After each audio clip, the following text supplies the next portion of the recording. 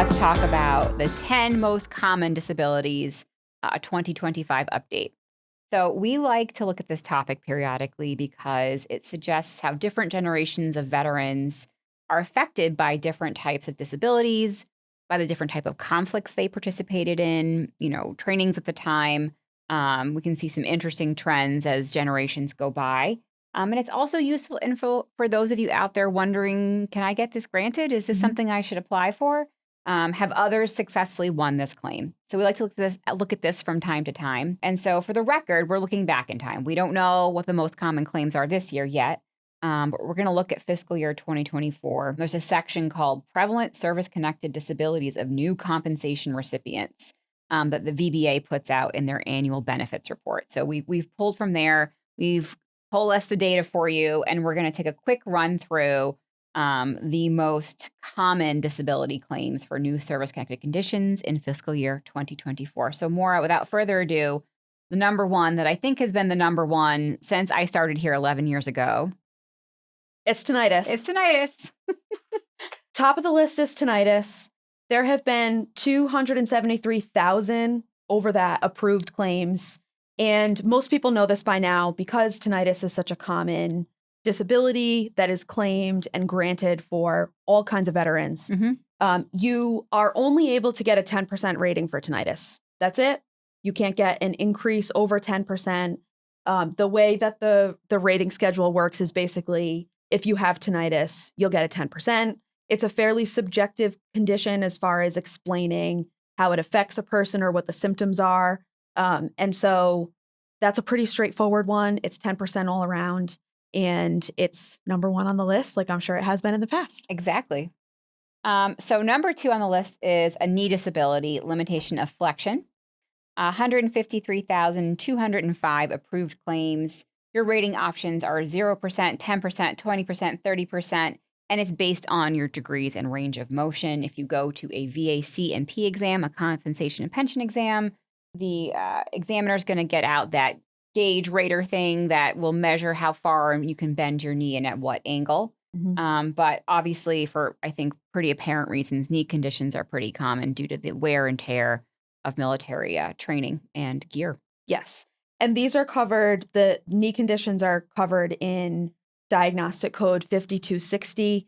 We will talk about the diagnostic codes associated with some of the conditions that we are talking about today. If you need to find the language of a diagnostic code, you can easily search for it. The diagnostic codes are in Title 38 of the Code of Federal Regulations within VA's disability schedules at 4 point whatever for all the different conditions that are rated. The third condition on our list is a lumbosacral or cervical strain. So think lower back condition or a neck condition. There have been 132,617 approved claims for these conditions, and your rating options go from 10% to 20%, 30, 40, 50, or even a 100% total rating for a condition affecting your low back or your cervical spine. And these ratings are usually assigned, as Emma mentioned before, with knee conditions based on limitation of motion. So this is why compensation and pension exams are usually asked for and are important in these types of claims, because a VA examiner will need to measure the movement you're able to achieve with your spine, and that's going to correspond to how you're rated. And the diagnostic code that governs spinal conditions, you can find it at 5237. I will say for the low back and the cervical spine, that 40%, 50%, 100% rating is pretty hard to get. You have to be completely unfavorably ankylosed, so like bent over in your spine to get those higher ratings. But we do often see folks getting the 10% or the 20% right out of the gate. Number 4 on the list, frankly, surprised me. I mean, I don't know why I'm surprised. It's another orthopedic condition, but limitation of motion of the arm. There were 100. I can't speak right now. There were 597 claims approved for limitation of motion of the arm. When you're talking about the arms, usually, depending on the diagnostic code, there'll be a slightly higher rating if it's your dominant arm. So if you're right-handed, left-handed, and that's the arm that's impacted, you're going to get a little bit higher of a rating. That dominant side versus non-dominant, your ratings are 20%, 30%, 40%. Again, based on how high the arm can be raised. So midway between the side and the shoulder, so on and so forth, that VA will measure you at the C&P exam. Mm-hmm. Also, think shoulder conditions when you think limitation of motion of the arm. Mm-hmm. Number 5 on the list, we're back to auditory conditions. Hearing loss had over 108,000 approved claims in the time that we measured. The rating options go from 0 to 100% in 10% increments. And I would echo the same comment that Emma just made about limitation of motion of the arm. Most of the time we see hearing loss rated pretty low at 0 or 10%. That is what's most common in my experience. It is still possible to achieve those higher ratings, 60%, 80%, or even a total rating for more profound, more seriously disabling hearing loss. That's right. And so you would think that maybe hearing loss would be number 2, back to tinnitus, but it's not, because not only is it harder to get an actual higher rating, it's hard to get rated in the first place because there's a difference between hearing loss as the medical community thinks about it and hearing loss for VA purposes. So a lot of people are frustrated when they get that tinnitus rating and then they don't get hearing loss, or they get tinnitus at 10% and 0% for their hearing loss. So take a look at the diagnostic code for hearing loss. It's a little confusing. There's a table and chart involved. Know that it involves, audiological testing and speech discrimination scores, but number 5, hearing loss. All right. Number 6, scars and burns. We had over 96,000 approved claims for that. Scars and burns are rated based on a couple different ways. One has to do with the size of the scar or the burn. And another thing that VA looks to is the characteristics of the actual underlying scar. Is it painful? Is it unstable? Is it prone to kind of maybe getting a sore? Does it limit your movement or your function? And so depending on the size and the characteristics of disfigurement, is that what the term is? I'm trying to remember off the top of my head. Yeah, exactly. VA can grant you up to 80% for that condition. And those are in diagnostic code 70801 to 7805 if you want to take a look and see what your options are. And that's a good point about the disfigurement, Emma, that you mentioned. And it reminds me of a reminder that I think would be useful. VA's rating schedule is based on average impairment in earning capacity. In other words, and the way that I try to explain it to clients and try to understand it myself, VA cares about rating conditions that are functionally disabling. Conditions that would impede your ability to earn a living are things that VA wants to meet with monthly compensation for claimants.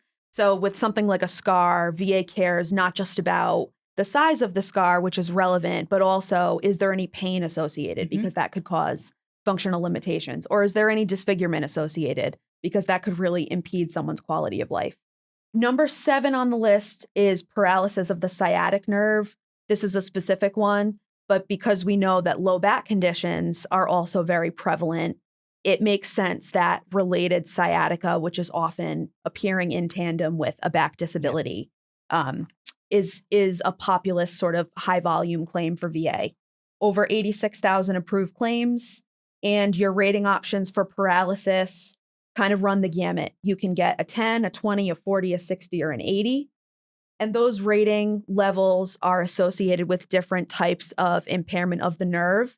So VA has terms that are not so specifically defined, but we'll leave that for another day.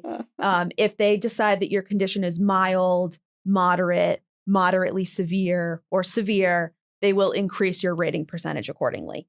You can see these at diagnostic code 8520.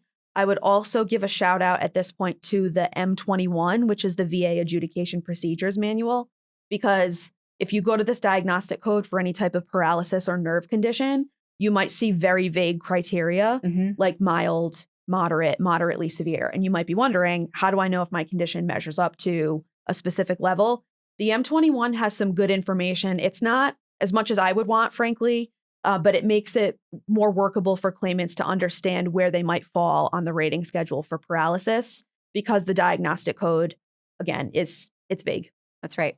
All right, number 8 on the list, limitation of motion of the ankle. Again, orthopedic conditions coming in hot, not surprising.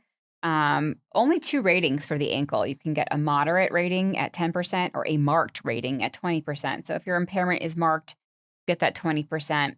If it's on both sides, you could get a bilateral factor, which would bump you up a little bit. But over 85,000 claims for the ankle in fiscal year 2024. Number 9 on the list is migraines. Over 83,000 approved claims for migraines. We deal with these a lot. And I think that is because the rating criteria for migraines are also a little vague. It's gotten better since we've been practicing in this area. There's actually been a good amount of case law that has been helpful to understanding how VA rates different headaches or migraine conditions. You can receive ratings including 0%, 10%, 30%, or 50%. The diagnostic criteria are very specific. They're a little complicated in the sense that you need to be proving that your migraines occur with a certain degree of frequency. And also, the VA will get really fixated on whether the migraine attacks are prostrating attacks, or if you're in the 50% realm, whether they're very frequent and very prostrating. So the language that VA uses in the diagnostic code, again, is a little bit challenging. I would recommend reaching out to an advocate if you are dealing with an underrated migraines condition and are hitting a dead end with it. Just a complex rating schedule, and I think that's part of the reason why we see these so much. But migraines can be particularly disabling if you are experiencing very frequent attacks that require rest or complete withdrawal from social interactions or screens or things like that. So there can be a lot at stake, given that these can be really severe conditions. Absolutely. And then rounding out the list at number 10 is post-traumatic stress disorder, or PTSD. I think we hope for a day when this isn't in the top 10, but it is. And so your rating options are anywhere from 0%, which there's a proposed language change to this diagnostic code for all the mental health conditions to get rid of 0% because it doesn't make sense. But right now, your options are 0%, 10%, 30%, 50%, 70%, all the way up to 100% rating. And so the way the PTSD diagnostic code works, and it works the same for all mental health conditions, it's based on both your social impairment and your occupational impairment, the severity and frequency of your symptoms and how those interplay, as Maura mentioned, to impairing your ability to work in an occupational setting. So we had over 81,000 PTSD claims approved in fiscal year 2024. As always, we'll keep you updated as future developments come in, especially once Congress returns from the recess. Be sure to follow and like this video, and be sure to join our 100,000 YouTube subscribers for more content. Share this episode with fellow veterans, and don't forget to leave questions for future episodes because we may be able to address those questions for you. Thanks for listening, and make sure to take care of yourselves, take care of each other, and keep the fight alive.